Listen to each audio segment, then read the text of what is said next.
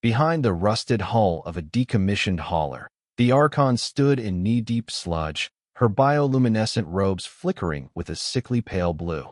Kalen Thorne didn't look up, his fingers stained with black grease as he raised a chipped metal canteen to his lips. From the rim drifted the acrid, metallic scent of burnt circuitry and old earth, a bitter infusion that no sane person would willingly swallow.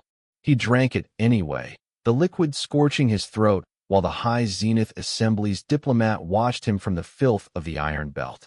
"Have you truly abandoned me, Kalen?" she asked, her voice cracking against the hum of the yard's atmospheric processors. "I'll be honest with you. I used to think the archives were sacred ground. But after seeing what Kalen Thorne pulled from the mud, I'm not so sure anymore. A week ago, the only thing Kalen had to worry about was the flavor of his salt gel. Now, the ghost he had spent 3 years outrunning stood in his salvage yard. 3 years earlier, the galaxy had been screaming in celebration while Kalen sat in a maintenance closet, listening to the sound of cold salt gel sliding down his throat. It was a mechanical task, one that kept his mind from the 14,000 names carved into the siege of Aurelius logs. Archon Lyra had found him there, her bioluminescence bright and hopeful as she offered him a permanent advisory role at the High Zenith table. Without a word, he had handed her his commission, the plastic shard cold and final, before walking toward the transports of the Iron Belt. Life in the wrecking yard was a sequence of slow, grinding motions governed by the needs of a gelatinous mechanic named Vree. To Vree, the human was a puzzle of rituals, particularly the way Kalen spent hours scouring the rust off old bulkhead plates with a wire brush. From the shadows of a compactor watched the alien, his skin rippling in translucent waves of confusion, certain the human was performing a religious rite. That Kalen wasn't praying, the mechanic did not understand. He was merely keeping his hands from shaking whenever the silence of the yard grew too loud. Gone was the luxury of the capital. High above, the luminary ascendancy maintained its order through bioluminescent geometry, a science of light designed to soothe the masses. Etched into the ceilings of every station, these geometric patterns emitted frequencies of soft gold and violet that suppressed the neural pathways associated with descent. It was an efficient protocol, ensuring the citizens felt peace even as the wartime archives were being purged of inconvenient truths. In the Iron Belt, there was no such comfort, only the harsh glare of the stars and the smell of recycled air. His days Kalen spent watching the perimeter sensors, his eyes tracking the minute shifts in the yard's energy signatures with a focus that exceeded the needs of a salvager. Every morning he adjusted the sensitivity of the long-range scanners, a habit that Vree assumed was part of the human's paranoia toward pirate bands. He wasn't looking for pirates. Between the clouds of iron dust, the dented rental transport finally breached the yard's atmosphere, descending with a wheezing groan from its landing struts. Out stepped Archon Lyra, her presence a jagged contrast to the crumbling ruins of the Iron Belt. A single memory shard she carried, clutched in a hand that trembled as she surveyed the miles of broken metal that Kalen now called home. Vree watched them meet, the silence between the two humans feeling heavier than the iron plates surrounding them. It was a weight that exceeded any acceptable threshold of social discomfort. "I suspected," Kalen said, his voice as dry as the dust clogging the yard's perimeter.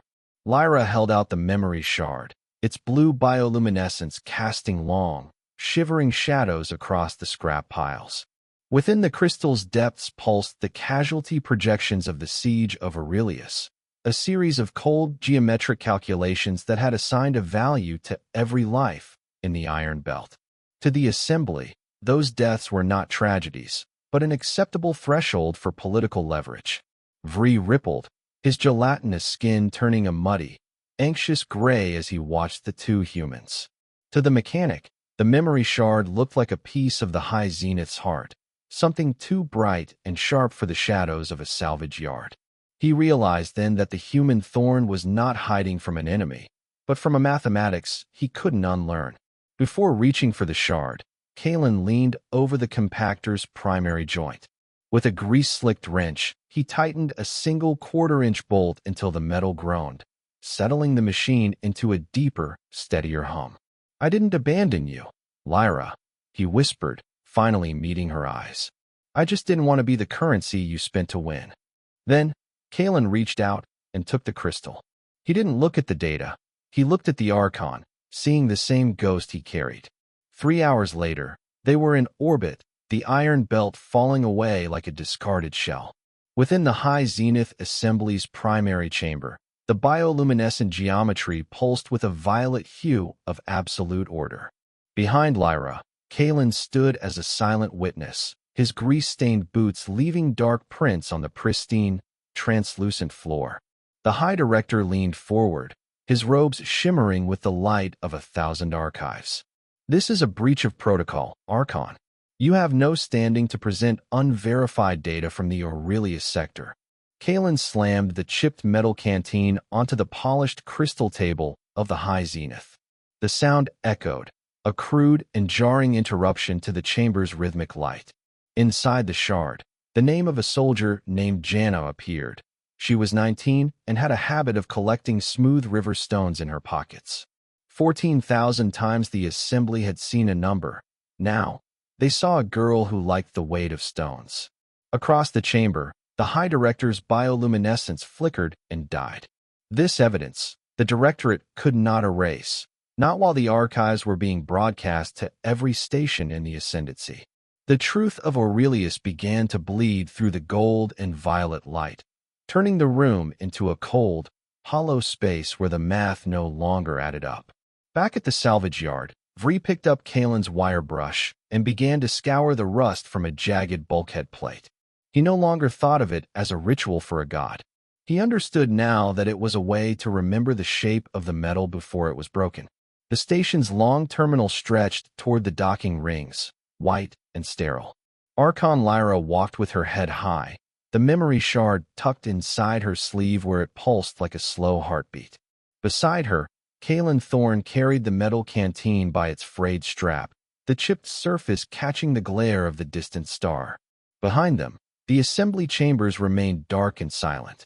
Only the sound of their footsteps remained on the glass.